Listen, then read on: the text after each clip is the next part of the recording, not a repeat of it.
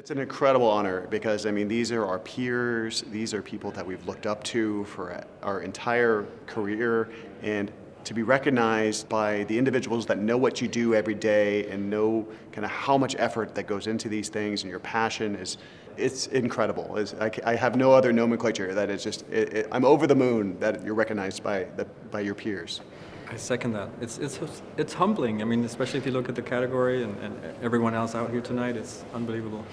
Chris grew up, as all of us, watching 2D animated films, drawn animated films, and we were inspired by the work of Tyrus Wong on Bambi, and the drawn backgrounds in Sleeping Beauty.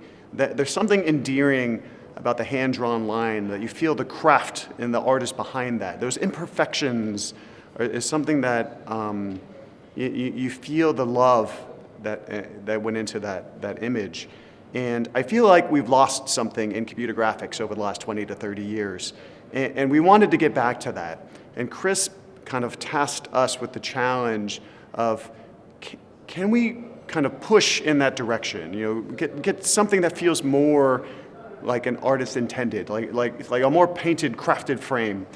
So we've kind of went down this path at DreamWorks for the last few shows, from Bad Guys to Puss in Boots, and now The Wild Robot. We took another big leap.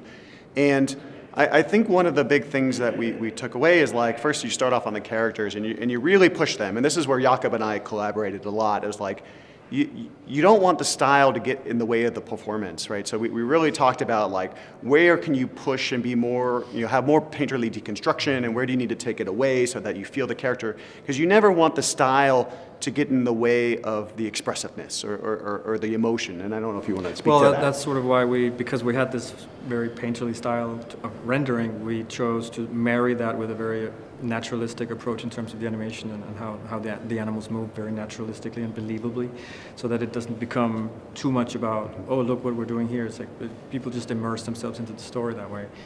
And that was the sort of goal from the onset, to just have the characters disappear into the story. But one of the things that was really important about this, you wouldn't just take the style of Bad Guys and drop it on a film, or the style of Puss in Boots and drop it on a film. You find the style that marries well with the story and serves the narrative, right? So in this story, Roz is a futuristic robot deposited on a very painterly deconstructed island. She doesn't belong there, but aesthetically, she doesn't belong there, right? She's a very CG precise machined thing in a painterly world.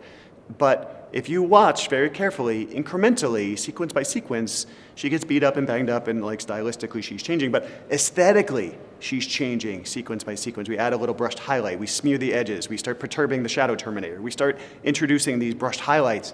Slowly but surely, these things start to accumulate, and the amalgamation of them, the audience doesn't realize until you see Bondra, and you're like, holy crap, she now doesn't belong, but Roz does, right? And that's when the audience gets it. And I think that helps reinforce Roz's journey. The aesthetic isn't just for the sake of doing it. It's not just an exercise. It actually helps serve the story.